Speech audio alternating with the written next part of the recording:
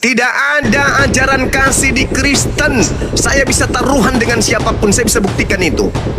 Bang Suma ini yang nantang kalian. Bang Suma. Salam satu Tuhan. Para sahabat, dukung semua ya channel Densa News Muslim. Di like, di subscribe, di share sebanyak mungkin untuk supaya mencegah sahabat-sahabat kita di luar sana Tidak terpengaruh terhadap pemurtadan. Bang, mana Bang Juma? hadir. Ini ada yang mau ditanyakan nih Bang Juma. Ya, dari sekte mana Bang? Kenapa orang Islam sangat membenci kepada orang Kristen atau orang Katolik, Bang? Tidak ada orang Islam itu membenci orang Kristen. Tidak ada. Di mana ada orang Islam membenci orang Kristen, orang Katolik? Di mana itu, Bang? Tapi saya sering melihat itu di berita-berita ibadah dibubarin, gereja di... Wah, Anda bohong lagi. Anda bohong. Anda nipu. Di mana itu orang ibadah dibubarin? Di berita. Di mana ini dasar agama penjajah, penipu? Kerjanya cuma nipu, nyebarkan hoaks, nipu-nipu, bohong. Sudah makan babi, tidur sama anjing, naik komal, bikin hoaks. Di mana? Irak sudah rata dengan tanah, masih juga nuduh Islam. Afghanistan, Palestina, ya, Gaza sudah rata dengan tanah. Kelakuan orang-orang kafir. Masih juga Anda menuduh kami umat Islam. Parah kalilah otakmu itu. Otak penjajah. Makan babi nyamar. Itulah babi kayak nyamar. gitu. Kebanyakan makan babi. Anda yang seruduk kebun orang yang Anda tuduh hantam babi Anda. Itulah kalau agama penjajah kayak gitu. Coba ada nggak di sabar Bung, sabar. Ada nggak era-era sekarang ini, di era sekarang ini negara-negara Kristen itu dihantam oleh negara Islam? Ada nggak? Ada nggak? Bertanya dulu. Ada nggak? Saya mau jelaskan sedikit. Saya mengucapkan itu Irak tadi karena itu Irak, itu Irak, Bung. Itu Irak kau lihat tuh rata dengan tanah. Oleh siapa pelakunya itu? Penyembah cucunya opung. Paham itu? Irak itu rata dengan tanah. Siapa yang meratakan? Agama yang menyembah cucunya opung. Asal kau tahu. Memang beringas-beringas ini penyembah cucunya opung. Beringas. Masuk ke Nusantara ini 350 tahun. Jutaan manusia dibikin menjadi janda. Jutaan manusia, anak-anak kecil dibuat menjadi yatim piatu. Masih juga memframing Islam kejam, Islam teroris. Di Kristen itu tak ada ajaran kasih. Tolong tunjukkan satu perintah kasih dalam Kristen. Kalian Muslim sholat bunyi masjid pakai toa samping rumah warga-warga, ada yang melarang. Loh, itu kasih. Kan? Itu kasih. Ya itu kasih, termasuk kasih karena itu toleransi. Harusnya kalau bukan kasih, kenapa Kristen itu ngamuk gitu? Ya enggak ada namanya Kristen ngamuk. Jadinya biarin dia juga pakai toa, baca Yeskiel, pakailah kau toa itu baca data-data porno di Bible. Silakan. Kau lihat dulu Bunda, kau lihat dulu yang terjadi barusan. Paus apa datang itu? ke sini. Sekarang begini. Kau katakan bahwa orang menggunakan toa itu, kalian tidak protes, itu kasih. Loh, itu ajaran umat Islam, kenapa Anda ingin batasin? Tidak ada itu. Itu ajaran umat Islam. Kok kasih harus kau batasin? Derita-derita lo. Iya, tidak ada implementasi kasih. Masa kamu mau membatasi prosesi ibadahnya umat Islam karena kalian tidak membatasi, lantas kalian dikatakan kasih? Kau pergi jilat pantat kucing. Otakmu nggak berfungsi. Itu prosesi agama Islam. Kenapa kau anggap itu sebagai kasih? umat Islam menggunakan toa itu wujud ajaran kasih. Nenekmu pea. Apa hubungannya kuclo? Oke, Sekarang, masalah toa ya, masalah sekarang toa. boleh nggak Masalah saya toa nih, mengatakan masalah toa bahwa dulu. lonceng setan dari gereja, tuing, tuing, tuing. Kami tidak protes, itu Bang. cerminan kasih. Boleh nggak? Bang Zuma, izin Bang Zuma, aku mualaf, aku pengen nanya sama Richard Bang. Ya, silakan, Campur dulu, silakan. jangan dulu. Terusin dulu Bang Juma, ini harus orang dikasih pelajaran. Boleh tidak ini- kemudian gerejamu yang bunyi lonceng gereja itu kami tidak protes, kami katakan itu cerminan ajaran kasih Islam. Boleh nggak kayak gitu? Tidak. Itu bukan itu jadi ajaran kasih. Itu gugur. Tolong satu. Apa? Selain ajaran kasih itu apa di Kristen? Yang tadi itu gugur, itu nggak masuk kategori itu. Apa? Tunjukkan ke saya. Coba. Ada ajaran kasih dari Kristen selain memasukkan apa? Narkoba, apalagi? Mensuplai narkoba, mensuplai kemudian minuman keras, itu ajaran kasih. Hah? Mensuplai kemudian kondom, itu ajaran kasih. Yang Anda punya, itu ajaran kasihmu itu. Ya, tolong tunjukkan satu ajaran kasih dari Kristen. Abang menuduh bilang orang Kristen yang menyuplai apa semua, narkoba, kondom apa. Terus Oh ya itu memang. Oh iya, iya dong. Kalau ada yang ditangkap siapa? Coba orang dari mana? yang tempat prostitusi Bang, mayoritas orang apa Bang? Siapa pemilik tempat prostitusi itu? Pemiliknya siapa? Agamanya apa? Ayo jawab Hah? dulu. Pemiliknya siapa? Agamanya ladies apa? itu- Coba. Yang ladies itu agamanya apa Bang? Ayo. Enggak. Iya, yang menyiapkan tempat Jawab itu dulu, agamanya jawab apa? Nggak bisa diskusi dia Bang Juma ini. Yang menyiapkan tempat. Yang menyiapkan tempat itu siapa? Ayo. Ladies-ladiesnya itu karena kebetulan, kebetulan Indonesia mayoritas Islam, maka ladiesnya orang Islam. Coba kau lihat ke barat, hah? Ada Islam di sana. Kau lihat ke barat, matamu kau putar ke sana matamu. Ada Islam di sana. Sebagai ladiesnya ada sebagai krunya. Tempat-tempat prostitusi situ ada Islam. Di barat ada. Matamu itu rusak. Oh, banyak, makanya jangan kau, banyak, Bang, makanya banyak. jangan kau jadi Jangan ke Kristen. barat. Karena kau jadi Kristen itu otakmu stupid. Ngerti kau? Indonesia dulu, di Indonesia. Di Indonesia mayoritas Islam, Bung. Mayoritas Islam. Indonesia Wajar. dulu yang kita bahas Bang. Iya, berapa kemudian pembedaan tingkat Kristen dan Islam di negara ini? Hah? Berapa? 9:1, 10:1, asal kau lagi, tahu. Bang. Pertanyaan terakhir nih, pertanyaan Kita turunin aja lah inilah. Kita turunin aja. Ya, pahami ya bahwa di Kristen itu tidak ada ajaran kasih. Tidak ada ajaran kasih di Kristen. Saya bisa taruhan dengan siapapun, saya bisa buktikan itu.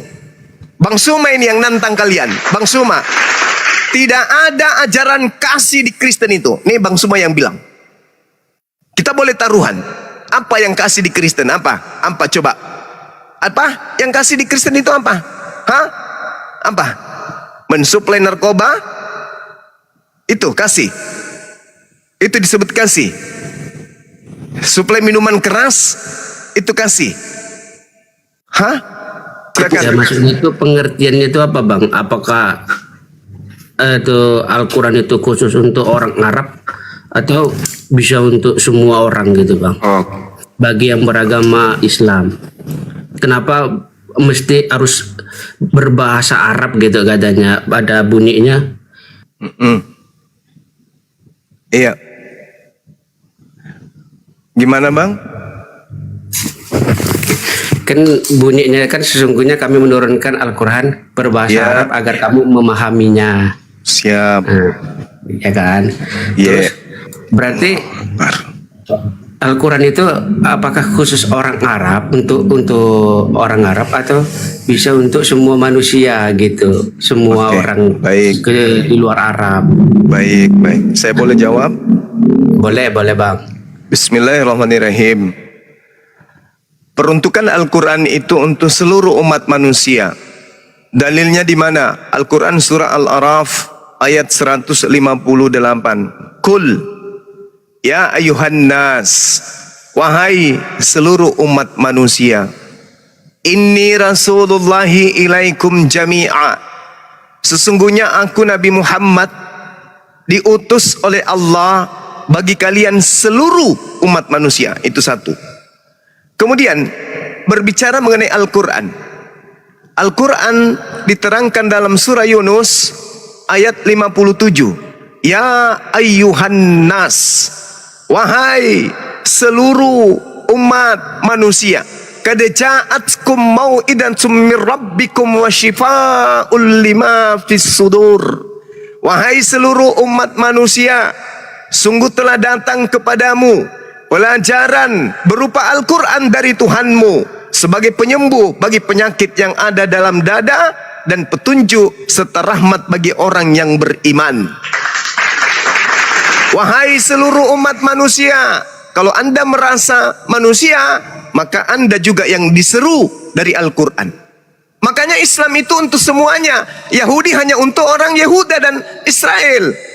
Nasara hanya untuk orang-orang yang berasal dari Nazaret. Anda bukan dari Nazaret. Dan tidak ada di Torah, tidak ada juga di dalam Injil, baik perjanjian lama, perjanjian baru, itu tidak ada suruhan untuk seluruh umat manusia. Selamanya Shema Israel, Shema Israel. Wahai Bani Israel, wahai Bani Israel. Tidak ada wahai seluruh umat manusia, enggak ada.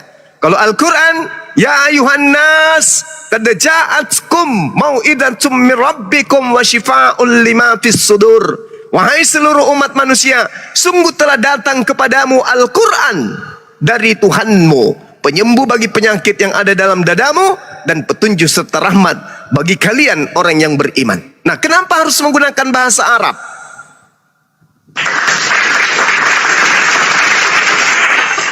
Karena Al-Quran itu memiliki mukjizat keindahan sastra dan balaghah. Tidak seperti bahasa-bahasa lain. Karena Al-Quran itu memiliki mukjizat dari segi pensyariatan hukum, penetapan hukum-hukum yang adil, sempurna, komprehensif. Sehingga yang harus menjelaskan adalah yang mengerti bahasa Arab. Orang Arab yang bertebaran kemudian di seluruh penjuru bumi untuk mengajarkan awal mula tentang isi Al-Quran. Setelah itu, seluruh umat manusia yang mengerti tentang kaidah-kaidah ilmu Quran yang mengajarkan kemudian kepada seluruh umat manusia. Makanya umat Islam itu tidak mengerti bahasa Arab, tapi mengerti tentang makna isi kandungan Al-Quran. Tidak paham bahasa Arab, tapi mereka bisa mempraktekkan ajaran-ajaran Islam. Kenapa? Karena mereka punya guru-guru yang bisa menggunakan bahasa Arab. Nah, ini artinya bahwa Al-Quran itu dari aspek pembuktian, tantangan tidak bisa kemudian dijawab sampai akhir zaman. Al-Quran tidak bisa dilumpuhkan oleh bahasa apapun. Kemanapun Al-Quran pergi, bahasa lain harus tunduk patuh kepada Quran. Pergi ke Amerika, konon negara yang membenci Islam, misalnya Amerika harus tunduk dengan bahasa Quran. Orang Amerika nggak boleh mendikte Al-Quran. Masuk ke Cina, orang Cina nggak boleh mendikte Al-Quran. Mentang-mentang benci kepada Islam, wahai Arab, di negara kami ada 2% Islam, masukkan Al-Quran ke negara kami, tapi menggunakan bahasa Cina ya. Oh, nggak bisa. Bahasa firman Tuhan tidak bisa dikalahkan oleh bahasa manusia. Berbeda dengan kitab-kitab lain, tunduk kepada bahasa lain. Makanya kitab lain itu tidak lagi murni, karena sudah tercemar oleh bahasa-bahasa manusia. Al-Quran nggak boleh. Kenapa Al-Quran harus bertahan dengan menggunakan bahasa Allah, kalimat Allah, wahyu Allah? Karena Al-Quran bukan hanya untuk sekelompok orang, Al-Quran bukan hanya untuk satu zaman, Al-Quran untuk seluruh umat manusia sampai kiamat datang. Maka semua manusia punya hak. Maka seluruh umat manusia punya hak kemudian untuk berhadapan dengan Al-Quran. Termasuk Anda. Anda boleh ke Gramedia membaca Quran. Anda boleh membeli Al-Quran di mana saja. Karena itu adalah hak Anda untuk menerima pemberitaan Al-Quran. Makanya umat Rasulullah itu bukan hanya umat Islam. Umat Rasulullah itu adalah seluruh keturunan Adam yang hidup setelah dan sesudah beliau menjadi nabi. Maka Kristen, Katolik, Protestan, ateis, Buddha, Hindu, semua itu adalah umatnya baginda Rasulullah Muhammad sallallahu alaihi wasallam. Tapi mereka kufur, mereka kafir. Siapa bilang umatnya Rasulullah hanya Islam? Enggak. Definisikan dulu Seluruh apa umat ucapkan manusia yang datang setelah kenabiannya, satu dibaca seluruhnya itu adalah umatnya. Makanya umatnya dulu umat, apa masuk makanya alamat itu. sabar dulu bang. Makanya umat Rasulullah Muhammad SAW itu terpecah menjadi 73. Hanya ada satu umatnya yang masuk surga, yaitu umatnya yang bermerekkan Islam. Umatnya bermerek Kristen, Katolik, Protestan, semuanya masuk ke neraka. Jadi Kristen itu umatnya Islam juga, umatnya Nabi Muhammad. Bil bayyinati waz zubur wa anzalna ilaika dzikr litubayyana lin-nasi. Saya enggak dengar suaramu. Ditulis di mana kawan? Ditulis di mana? Surah An-Nahl ayat 44, pembuktian bahwa baginda Rasul Muhammad sallallahu alaihi wasallam adalah penutup para nabi yang umatnya sangat banyak. Karena seluruh keturunan Adam semasa dia Nabi sampai akhir zaman, semuanya itu adalah umat beliau. Kristen umat Rasulullah, Hindu umat Rasulullah, ateis juga umat Rasulullah. Hanya mereka masuk dalam kelompok 72 kelompok yang akan masuk ke dalam neraka. Dan hanya ada satu umatnya yang masuk surga, yaitu Islam, yang mengucapkan La ilaha illallah Muhammad Rasulullah dari mazhab apapun mereka. Demikian. Oke bang, tapi kan Al-Quran kan juga punya masing-masing terjemahan tiap negara gitu. Kan tetap diterjemahkan juga kan? Betul. Nah, oke. Yang pertanyaan kedua, bang, itu katanya Al-Quran itu diturunkan dari langit ya bang ya? Yes. Ada data sejarahnya gitu? Ada. Yang apa data sejarahnya gitu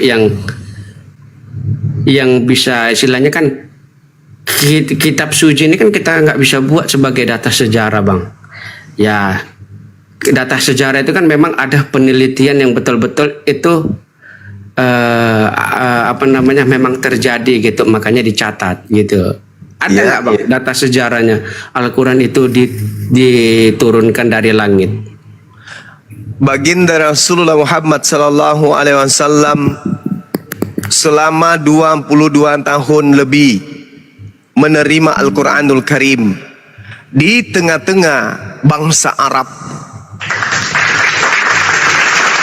22 tahun secara transparan beliau menerima wahyu di tengah-tengah umatnya. Bukan di dalam penjara dia menulis, bukan dia tulis sendiri, dia karang sendiri, melakukan penyelidikan sendiri, tidak. Setiap kali menerima wahyu dari langit, seketika itu juga dia sampaikan kepada umatnya, kepada kaumnya.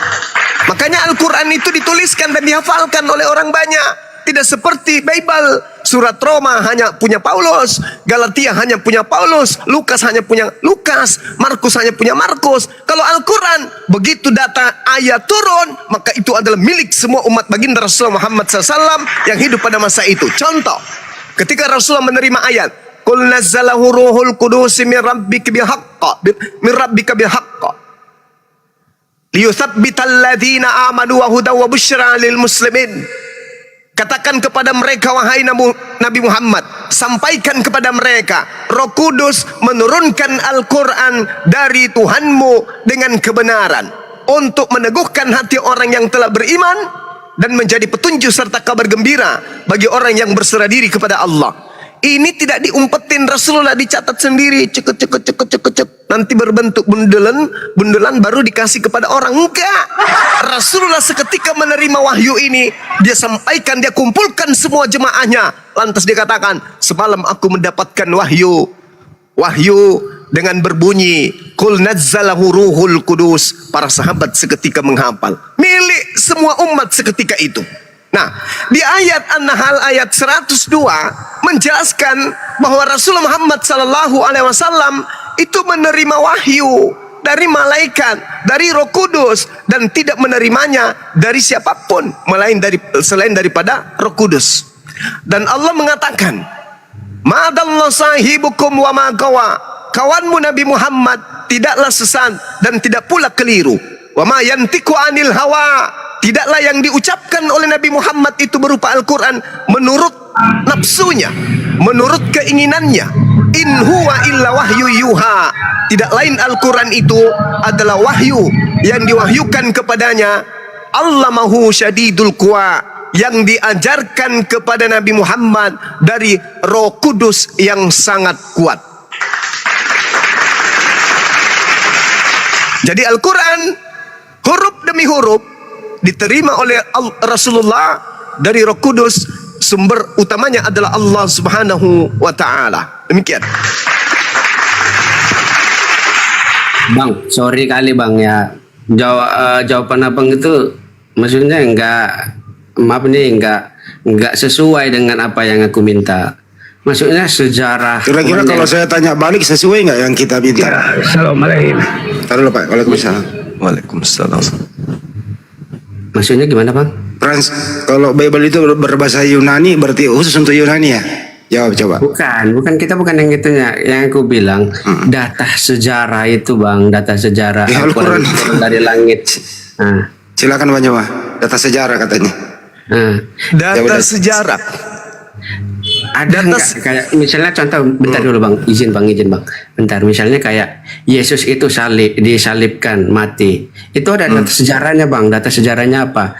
Ada tulisan-tulisan gitu bang yang mencatat itu bang. Ada dari kerajaan sejarawan Tacitus, sejarawan tahun berapa gitu bang. Ada data sejarahnya. Ini data sejarah yang menuliskan gitu, kayak kita merdeka ini kan ada data sejarahnya tertulis, Indonesia merdeka 17 Agustus 1945 gitu, ada tertulis gitu data sejarahnya bang. Yang ku minta gitu bang, ada data sejarahnya nggak gitu, ada sejarawan yang menulis itu. Iya. Jadi kalau berbicara mengenai Islam, dari sejak kemudian turunnya wahyu pertama, bahkan dari sejak Rasulullah itu kemudian belum dilahirkan pun, sejarahnya itu lengkap. Dan siapa saksi-saksinya? Umatnya. Baginda Rasulullah Muhammad sallallahu alaihi wasallam di tengah-tengah bangsa Arab diterima. Orang mengikutinya. Melangkah selangkah aja diikutin ribuan manusia. Melangkah selangkah aja diikutin oleh ribuan manusia. Itu beliau. Jadi sejarah apa lagi yang kurang? Sejazirah Arab diislamkan. Bukan dia pergi lalu kemudian ada orang datang menggantikan dia, tidak. Dia sendiri, beliau sendiri yang mengislamkan Jazirah Arab. Lalu kemudian kitabnya Risalah Kenabian itu kemudian dituliskan di Sirah Nabawiyah. Itu kitab sejarahnya. Sirah Nabawiyah itu kitab sejarah yang terlengkap tentang beliau. Tidak ada yang bisa membantai itu. Nah, itu yang pertama. Kemudian yang kedua, ketika Anda menjadikan cerita-cerita Bible itu sebagai tandingan, Bible itu cuma surat kabar, bang. Kuceritakan sama Anda. Markus itu ditulis tahun 64 sampai 67. Yesus ada nggak pada saat dituliskan? Tak ada. Matius dituliskan, kesaksian bapak-bapak gereja awal mula itu kira-kira tahun 130 Masehi. Meskipun ada yang menduga bahwa Matius itu hidup pada tahun 80-an. Apakah Yesus ada pada saat itu? Tak ada. Buku Petrus, 1 Petrus, 2 Petrus, ada yang mengatakan ditulis tahun 65. Ada juga yang berkata ditulis tahun 81 sampai 96. Ada nggak Yesus hidup pada saat itu? Tak ada. Buku Yohanes dan juga kitab Wahyu dituliskan antara tahun 40 sampai tahun 140 Masehi. Ada nggak Yesus pada saat itu? Tak ada juga. Lukas dituliskan tahun 80 sampai 85. Meski ada yang mengatakan ditulis tahun 62 Masehi. Ada nggak Yesus sesama dengan penulis? Tak ada juga. Kisah Para Rasul, KPR, Kapurung, tidak diketahui kapan ditulis. Lalu sejarah apa? Yesusnya tak ada, baru ada karangan-karangan itu. Apa mau dibilang? Ini sejarah hoaks namanya. Al-Quran dituliskan pada masa Rasulullah. Al-Quran dihafalkan pada masa Rasulullah. Tak ada karangan. Karena Rasulullah di sana yang memberikan ijazah kepada sahabat-sahabatnya. Contoh, Huzu Al-Quran min arba'ah, terima Al-Quran dari keempat sahabatku. Nah, Yesus pernah menyebut Bible enggak? Yesus pernah menyebut perjanjian lama? Yesus pernah menyebut Lukas enggak? Kitab Markus, Matius, Yohanes, Roma, Galatia, Filipi, Kaliki, Kaluku, Pararang, padahal ada enggak Yesus pernah menyebutkan itu? Enggak pernah. Berarti setumpuk sejarah, kalau tidak ada legalitas dari yang diceritakan, itu namanya sampah. Salah. Yang benar adalah zampah. Kamu bercerita, bukumu bercerita tentang Bang Suma, ditulis ratusan, puluhan tahun setelah Bang Suma tak ada. Buat apa? Legalitas dari saya mana? Tak ada. Tapi kalau Al-Quran diceritakan, dan pada masa Rasulullah yang memberikan ijazah kepada para penghafal Quran, para penulis Quran. Tuh hebatnya. Sejazirah Arab menjadi pengikut beliau pada masa sesamanya dan sampai hari ini. Yerusalem tak mampu dikristenkan. Kenapa? Karena Kristen bukan agama Yesus. Kristen bukan agama yang dibentuk oleh Yesus. Yesus tidak mendirikan gereja. Yesus tidak mendirikan perjanjian baru. Yesus tidak mengenal Karisten. Karisten muncul dengan habitatnya sendiri, yaitu di Roma Katolik pertama kali. Nah, jadi sejarah apa yang ingin kau katakan kalau tidak ada legitimasi dari Yesus? Percumi. Orang Makassar bilang percumi. Kau mau ngomong tentang Yesus dari kukunya sampai giginya sampai rambutnya, apa gunanya kalau tidak ada legalitas dari yang kau ceritakan? Percuma kan? Mustahile bisa diyakini itu sebuah kebenaran kalau Yesus sendiri tidak pernah membaca buku itu, tidak pernah melihat buku itu, tidak pernah menyebut buku itu, tidak pernah memberikan legitimasi kepada buku itu. Percumi. Al-Quran ditenteng oleh Rasulullah, Al-Quran dihafalkan oleh Rasulullah. Setiap tahun Rasulullah menjadi imam tarawih 30 hari 30 malam. Kemudian beliau hafizul Quran bersama dengan murid-muridnya, sahabatnya, dan juga bersama dengan Malaikatul Jibril, bersama dengan Roh Kudus. Jadi tak ada keraguan bagi kami umat Islam. Pembuktiannya, sejazirah Arab menjadi pengikutnya. Anda Kristen, boleh busung dada. Tanya, di mana Yesus lahir? Yerusalem. Di mana dia penginjilan? Di Galilea. Apa yang dia lakukan? Di Yudea. Dia melakukan penginjilan. Ada enggak Kristen di sana menjadi pusat kekristenan enggak? Tidak. Di mana pusat Kristen? Di Roma. Nyambungnya di mana? Nyambungnya di mana? Enggak ada nyambung-nyambungnya. Enggak nyambung. Nah, itulah yang perlu saudara pikirkan dan renungkan kalau Anda memiliki akal dan IQ yang bagus. Silakan. Oke Bang, makasih Bang buat jawabannya. Tapi ya sekarang saya menanggapi yang Abang bilang itu, Yesus itu memang tidak membuat agama Kristen.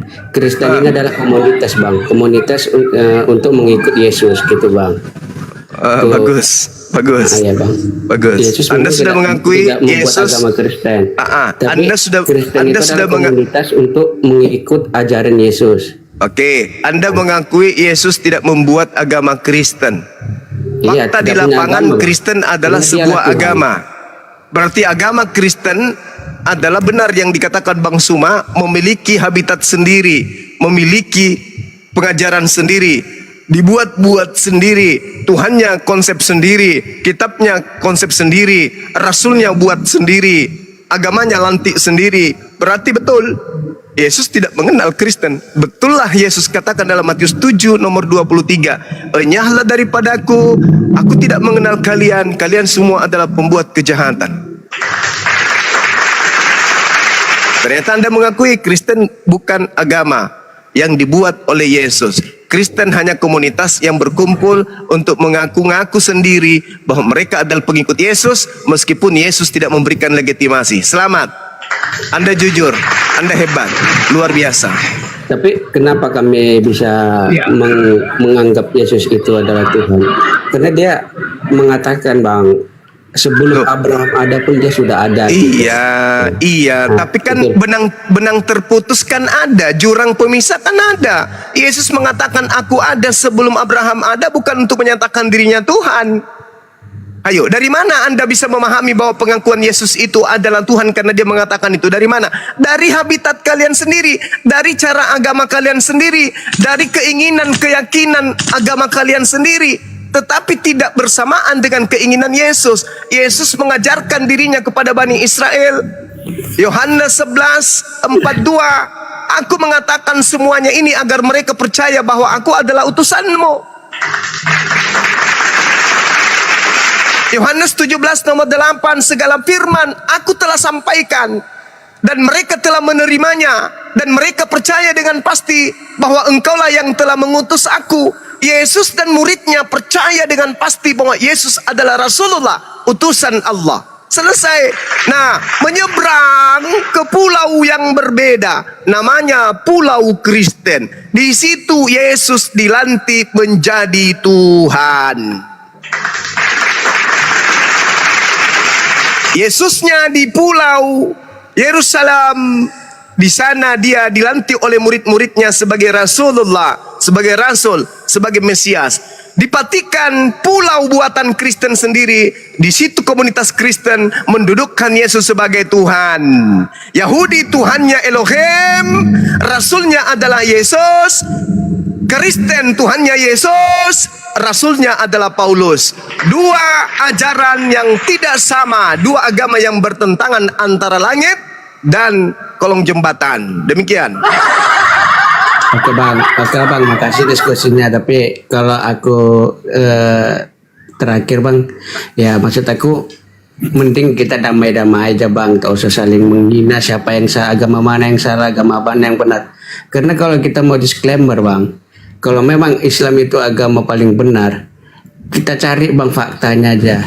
Coba cari 10 negara paling damai di dunia sama 10 negara paling tidak damai di dunia. Nah, jadi kita lebih baik kita damai aja bang. Tapi sebelumnya makasih banyak bang ya. Saya izin keluar ya bang. Ya. Silakan aja Anda cari. Silakan sekarang buka Google. Negara yang tingkat kriminalitas tertinggi di dunia. Buka sekarang.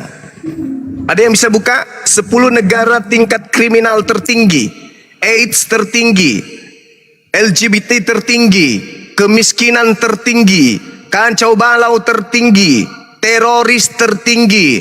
Coba buka Google sekarang. Ayo kabur. Gitu. Kenapa Bible berbahasa Roma? Jadi untuk di Roma saja kan gitu.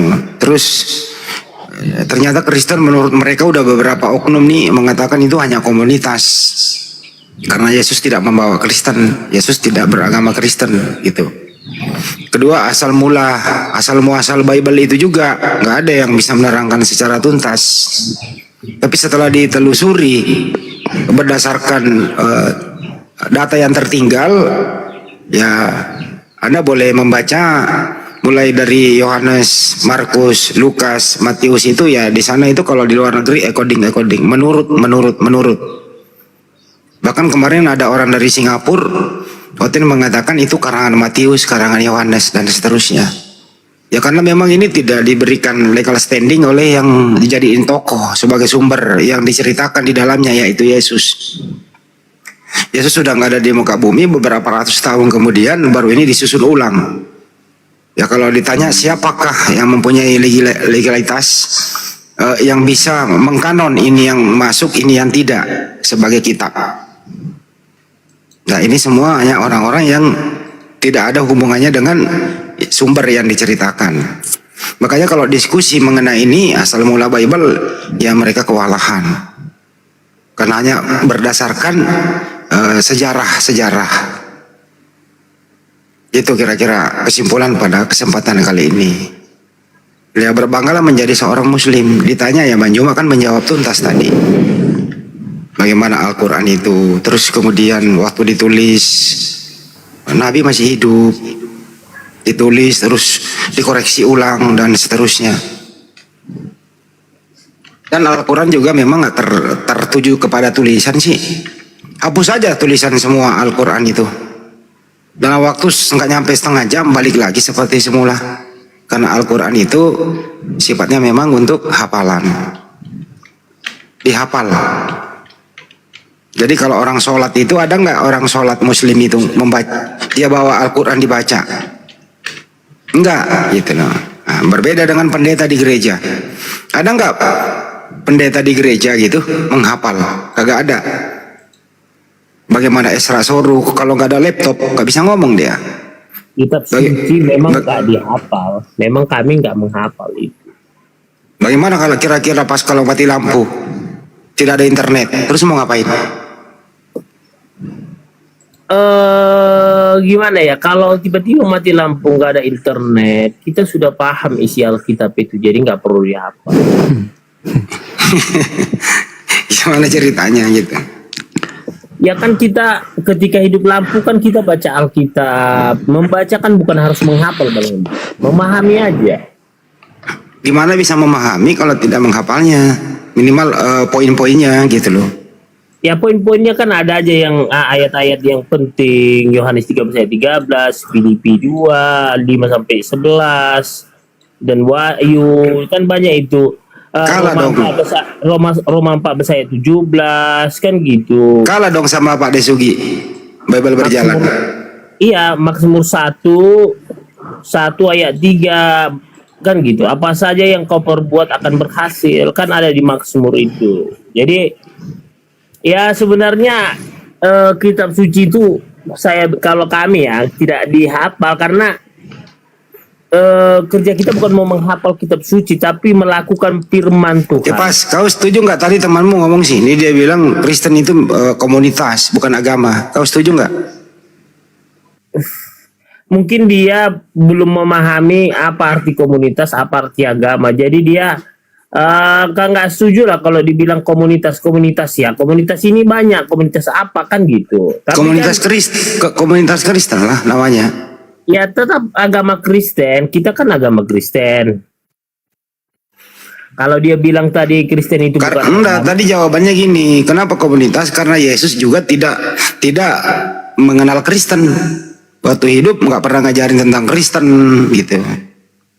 Ya itu. Ya benar. Gimana? Jadi Yesus itu ya dia kan turun-temurun seperti ada istiadat nenek moyang mereka Yahudi kan gitu, Bani Israel. Ini loh pas, kalau agama itu artinya tidak agama kacau, tidak kacau. Kalau Kristen itu agama, kenapa konsep ketuhanannya kacau? Tidak ada yang bisa menjawab tuntas. Dulu kekacauannya di mana supaya kita kekacauannya itu konsep ketuhanannya Katolik beda, konsep ketuhanannya Protestan beda, konsep ketuhanannya Oneness beda, konsep ketuhanannya Reform beda, Unitarian beda, Saksi Yehova beda. Jadi kacau kan konsep ketuhanannya berbeda-beda, itu namanya kacau. Gitu loh. Kenapa bisa demikian? Karena ya betul kata jawab yang tadi. Karena Kristen itu bukan agama. Agama itu kan supaya tidak kacau. Hanya komunitas ya. Komunitas itu ya boleh lah. Ya berbeda-beda gitu. Sebenarnya itu tafsiran kelompok yang tidak mengenal Yesus dengan ya itulah yang disebut tidak kacau. Itulah yang disebut kacau. Coba kalau di Islam coba lu tanya konsep ketuhanan. Entar dulu, nggak tahu lu pas. Coba kalau Islam lu tanya. Mulai dari bocah anak PAUD yang udah bisa ngomong sampai kakek nenek, konsepnya jelas. Gitu loh. Itu namanya tidak kacau, rapi, terstruktur gitu loh. Karena ada panduannya. Nah, coba Kristen anak kecil ditanya. Anak kecil yang pulang sekolah PAUD atau TK ditanya agak lebih jujur deh anak kecil dibanding S3. Gitu loh. Beda jawabannya.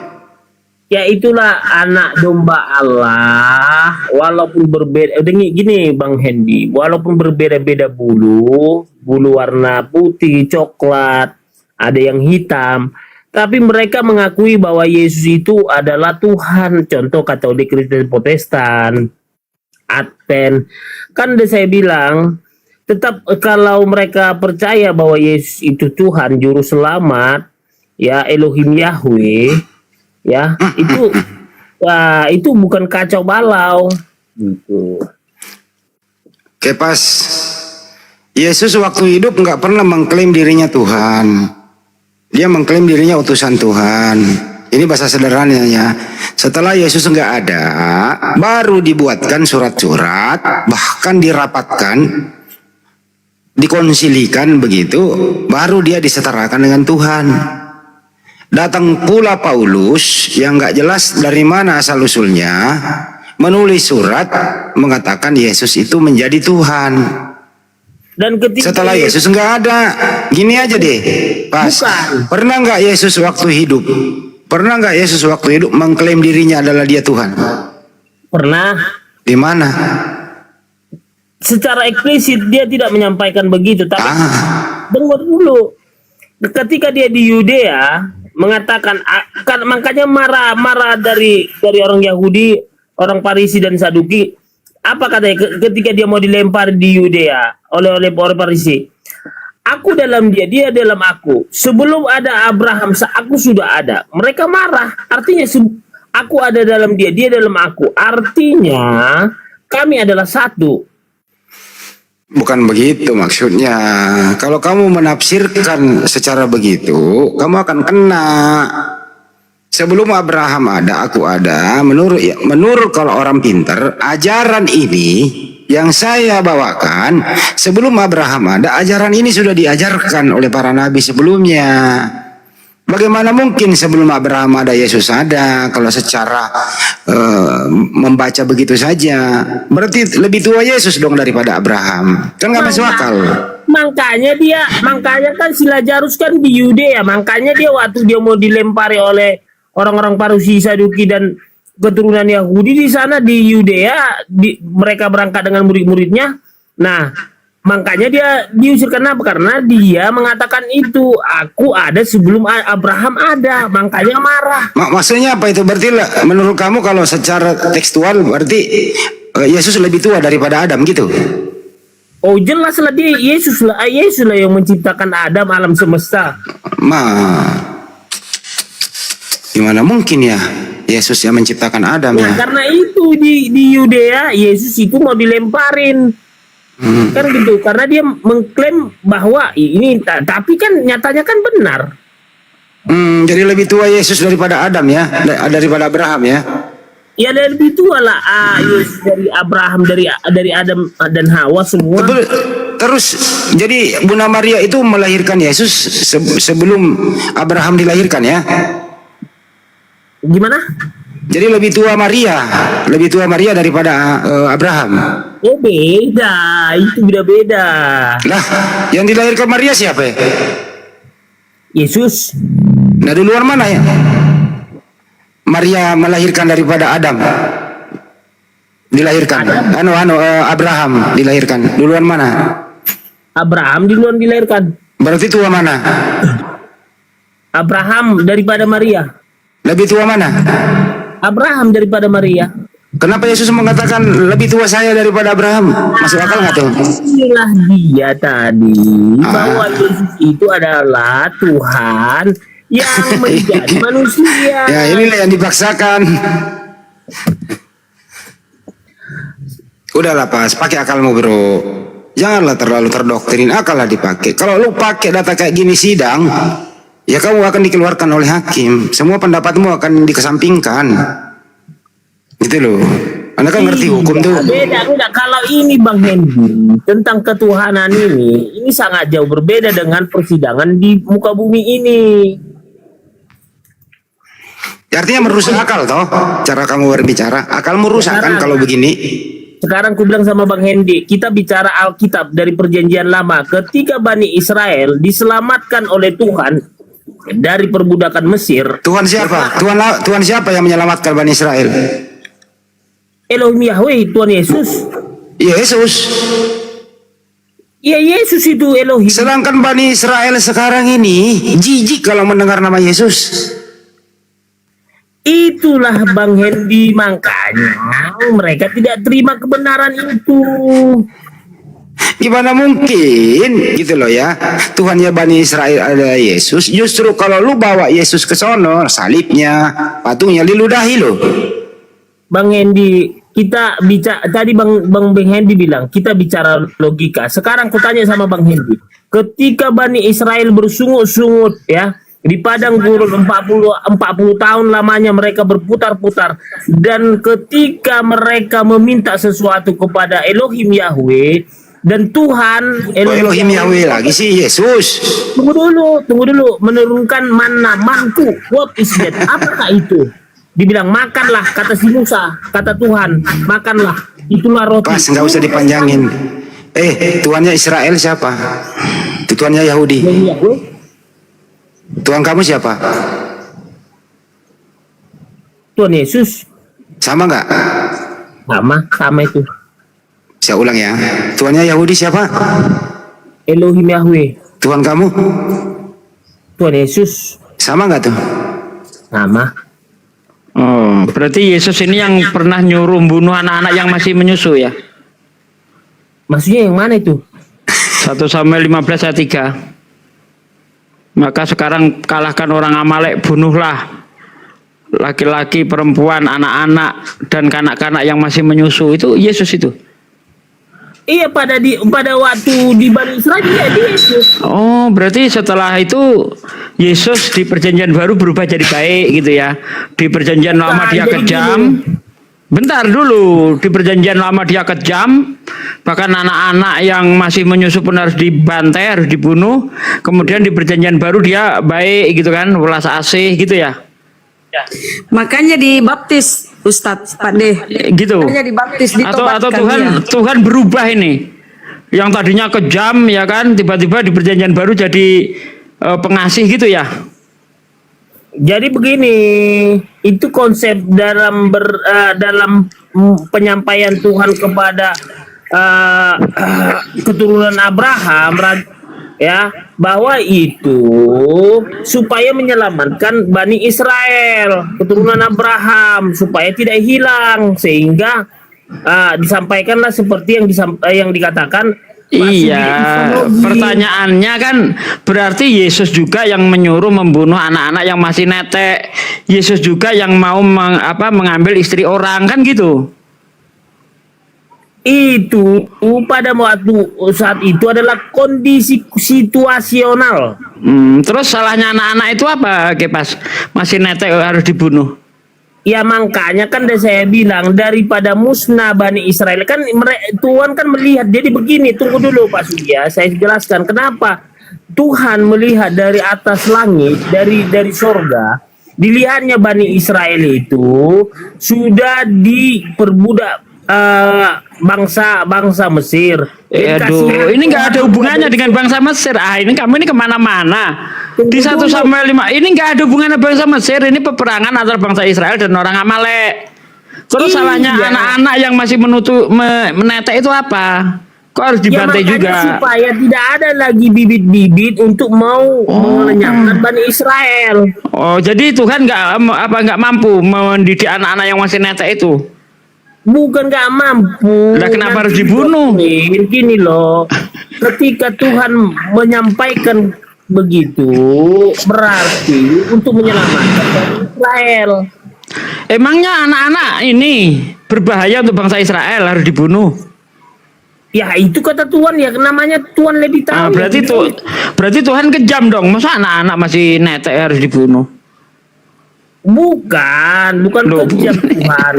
Lah, kok nggak kejam sih? Anak-anak masih netek, nggak tahu apa-apa. Lagi crok mate, nggak kejam gimana? Orang anak-anak masih netek kok dibunuh nggak kejam gimana sih kan? Kanda ini. Berarti membunuh anak-anak yang masih netek itu nggak kejam gitu? Bukan, pada saat itu Bani Israel itu sudah terdesak, sudah. Artinya apa? Kalau nanti berkembang biak mereka, kalian bisa lenyap dari bumi. Emang anak-anak ngerti apa? Misalnya nih, ntar nanti dewasa lagi lawan lagi sama kalau dia itu dibina baik-baik, diasuh ya kan, jangan dibunuh, dia nggak akan berbahaya, gitu loh. Ya masalahnya kan nggak lingkungan Bani Israel, takutnya nanti kan salah didik pula lagi nanti. Ya makanya itu yang mendidik bangsa Israel, jangan dibunuh lah, anak-anak masih netek kok dibunuh. Iya, Coba kan kamu banyak bandingkan, coba kamu bandingkan perang di dalam Islam ya. Di dalam Islam itu dilarang menebang pohon, dilarang merusak tempat ibadah, dilarang membunuh laki-laki yang sudah tua, dilarang membunuh wanita, dilarang membunuh anak-anak, dilarang membunuh pemuka-pemuka agama. Loh, di Islam begitu, ada perintah perang itu ada, cuma nggak membabi buta seperti Yesus itu. Anak-anak masih netek pun harus dibantai. Makanya begini, makanya ya sekarang juga orang konsep Yahudi berbeda dengan Kristen. Sekarang gini Pak Sugi, mereka itu kan monoteis itu. Nggak ada hubungannya kemana-mana nih. Tunggu dulu Bang Hen, artinya yang tadi yang dikatakan. Udahlah kita sapa sebentar, menunggu dulu Kepas ya, kau ngawur. Anton, Kristen Muslim. Anton.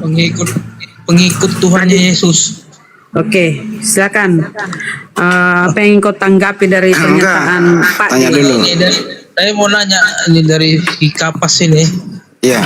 Oh Kapas. Kepas ini. Kapas, lanjut. Ya, Muslim ya Bang Anton ya. Pengikut Tuhan Yesus. Kristen Pak deh. Oh, Kristen. Unitarian dia, Unitarian kayaknya. Tidak, saya pengikut Tuhan Yesus. Oh, Tuhannya Yesus. Ya. Lanjut. Harus kepas ini, kepas.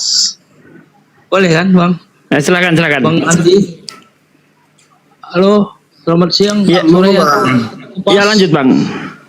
Ya, ini mau nanya sedikit Pak Kepas di tentang di Kristen ini.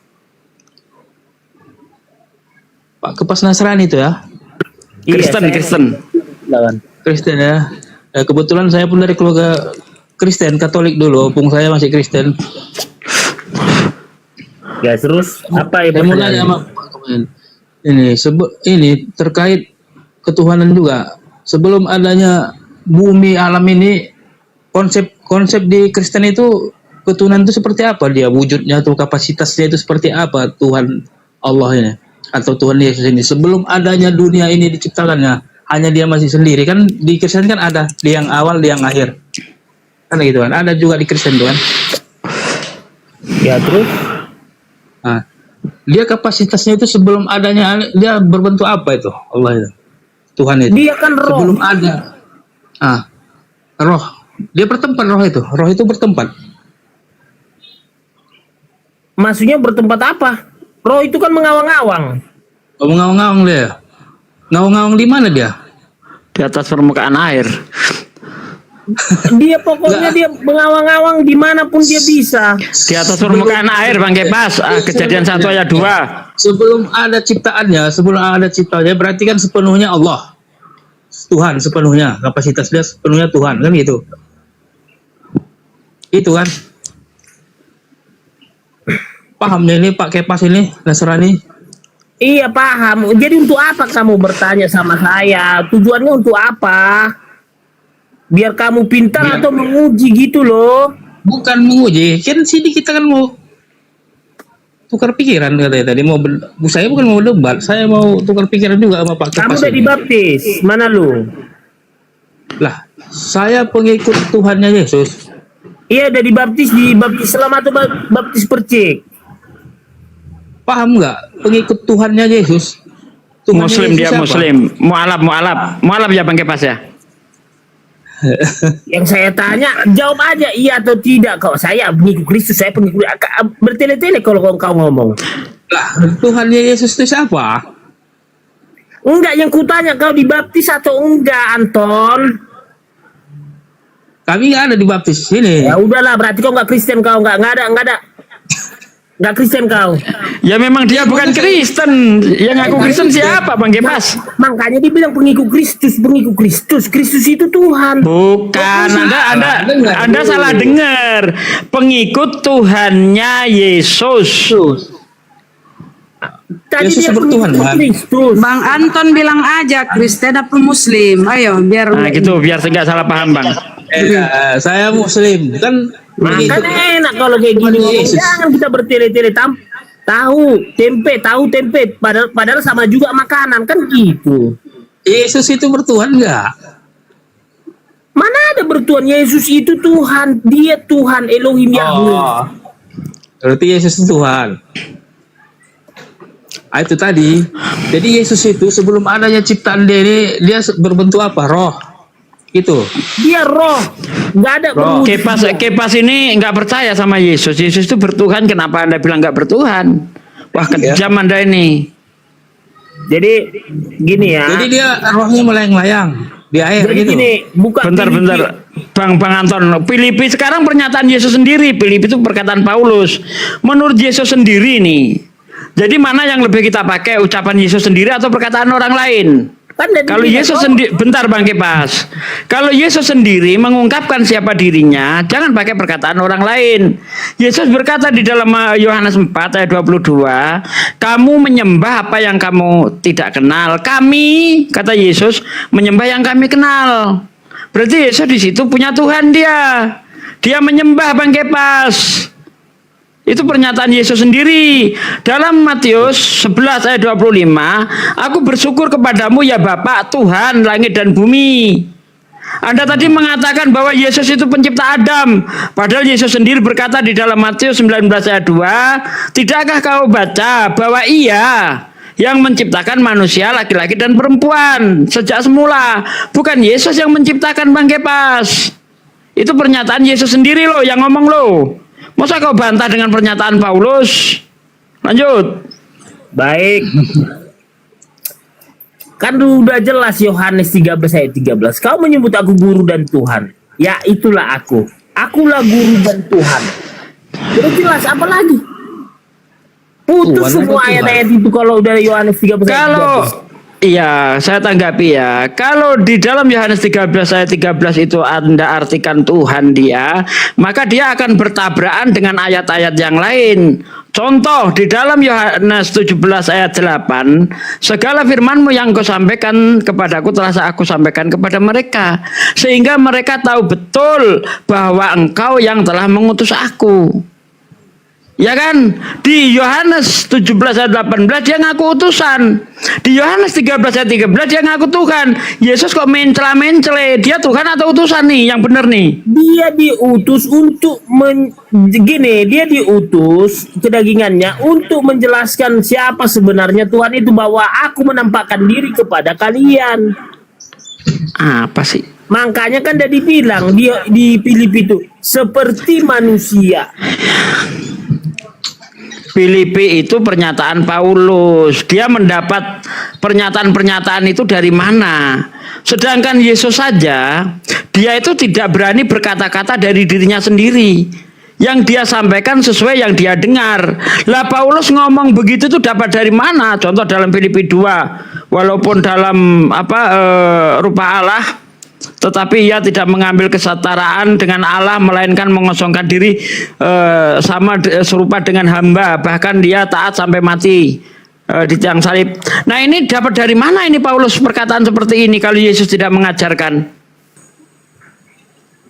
Bangkanya ya itulah apa kami dapat kepercayaan kami, iman kami. Nah iya, jadi jangan percaya buta. Kalau Yesus saja tidak pernah berkata-kata dari dirinya sendiri, bagaimana mungkin Anda percaya Paulus yang dari asumsinya sendiri? Mana yang lebih tinggi, Yesus atau Paulus? Paulus itu dipakai menjadi alat perpanjangan. Allah ngeyel kau. Kalau Paulus itu dijadikan perpanjangan tangan Yesus, seharusnya apa yang diajarkan Paulus tidak bertentangan dengan apa yang diajarkan Yesus. Contoh, Yesus sangat menjunjung tinggi namanya hukum Taurat. Ya bahkan menurut Yesus menghilangkan satu titik dari hukum Taurat, neraka akibatnya. Nah sementara menurut Paulus hukum Taurat adalah sampah. Filipi 3 ayat 8. Kok berbeda jauh? Yesus orang yang sangat menjunjung tinggi hukum-hukum Taurat, Paulus sangat melecehkan hukum Taurat. Karena menurut Paulus hukum Taurat adalah sampah. Paulus melecehkan hukum Taurat, Yesus meninggikan hukum Taurat. Kok berbeda jauh? Kalau memang dia diutus oleh Yesus? Kita sapa dulu Eusebius Pak De, mohon maaf. Eusebius, selamat sore Pak Eusebius. Kristen ya? Pak Eusebius. Aduh.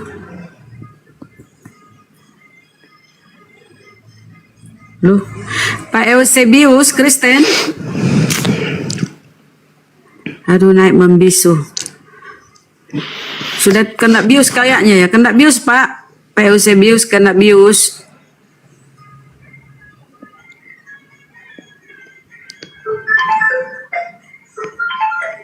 Duh. Telepon pun bunyi.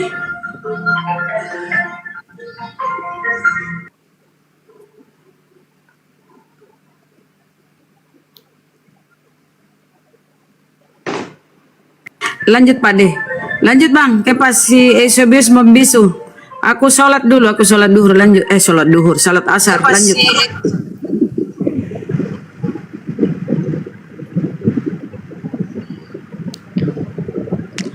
Ayo Kepas. Kalau memang Paulus perpanjangan tangan Yesus, kenapa Paulus melecehkan hukum Taurat sementara Yesus sangat meninggikan hukum Taurat? Ayo kita pecahkan itu. Yes, Paulus itu berpanjangan tangan Tuhan Yesus, harus ada Tuhan Yesus. Kalau Yesus nanti Tuhan Yesus. Nah yaitu yang jadi pertanyaan saya. Kalau memang Paulus perpanjangan tangan Yesus, ya kenapa Paulus melecehkan hukum Taurat sementara Yesus sangat meninggikan hukum Taurat? Seharusnya kalau dia itu perpanjangan tangan Yesus, antara ajaran Yesus dengan ajaran dia itu sinkron. Gitu loh. Kenapa Paulus mengatakan hukum Taurat sampah?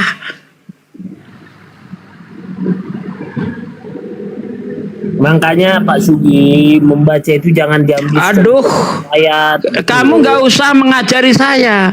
Saya dari Kejadian sampai Wahyu sudah saya baca. Hafalan Bible saya belum ada yang mengalahkan. Nah, Anda nggak usah negur itu. Saya ngerti, paham konteks dan sebagainya, saya tahu. Gak usah kau ajari. Orang Islam lain boleh, tapi jangan sama saya. Gak cocok. Begini, sekalipun Pak Sugi membaca dari Kejadian sampai Wahyu, tapi kalau Pak Sugi tidak memakai Roh Kudus membaca. Alah, Roh Kudus lagi Roh Kudus. Lo punya otak dipakai enggak sih? Terus apa fungsinya otak Anda kalau sedikit-sedikit mengandalkan Roh Kudus? Otak Anda untuk apa? Roh Kudus nggak terlepas dari kami Pak Sugi. Allah Bapa Putra dan Roh Kudus. Ya udah, sekarang kan ada Roh Kudus pada dirimu. Sekarang coba kamu jawab, kenapa Paulus mengatakan hukum Taurat sampah? Katanya dia keperpanjangan tangan Yesus sementara Yesus sangat meninggikan hukum Taurat. Bahkan menurut tangan Tuhan Yesus bukan Yesus, Tuhan Yesus. Itu kamu, saya nggak mau mengatakan Tuhan Yesus, jijik saya, nggak mau. Jangan kau paksa saya mengatakan Tuhan Yesus, nggak bisa. Tuhan Yesus kudus, nggak boleh dihujat. Yang menghujat siapa? Ya ketika Pak Sugi nggak mengaku Yesus sebagai Tuhan, ya menghujat. Waduh, ini namanya kamu tidak toleransi, memaksakan agamamu kepada orang lain, kepercayaanmu kepada orang lain. Nggak boleh seperti itu. Ya. Jadi gimana? Kalau memang Paulus perpanjangan Yesus, kenapa Paulus mengatakan hukum Taurat sampah? Jawab. Aduh, harus kita bahas ya itu nanti ya. Ya, ayo sekarang kita bahas. Anda kan tadi membuat pernyataan bahwa Paulus adalah perpanjangan tangan Yesus. Oke? Nah, Yesus setahu saya sangat meninggikan hukum Taurat.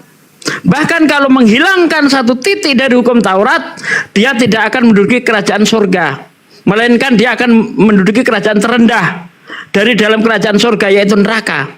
Nah, Paulus dengan jelas mengatakan bahwa hukum Taurat itu adalah kotoran, hukum Taurat itu sampah. Bagaimana ini bisa dikatakan perpanjangan Yesus? Dulu, Pak Sugi, hukum Taurat itu penjelasan Pak Sugi bagaimana? Supaya saya tahu dulu. Hukum Taurat itu adalah hukum yang dikhususkan kepada bangsa Israel. Ya, itu hukum Taurat itu ada 10 hukum pokok, ada 613 hukum cabang-cabangnya itu. Nah, sekarang kenapa Paulus mengatakan hukum Taurat itu sampah?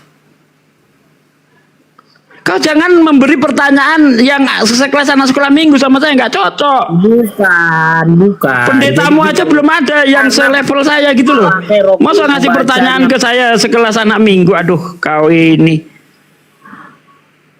Ya udah, kalau Pak Sudi merasa itu ya silakan. Kalau saya kan tetap percaya bahwa Oke, pertanyaan saya belum kau jawab. Anda mengatakan Paulus itu perpanjang tangan Yesus. Nah, itu urusanmu. Saya nggak mau mengatakan Tuhan Yesus. Anda ini nggak usah maksa kepercayaanmu kepada orang lain. Jangan. Ya. Kalau memang dia perpanjang tanganan Yesus, kenapa Paulus mengatakan, nah kabur kau kan, nggak bisa ngomong kau, jangan tipu-tipu.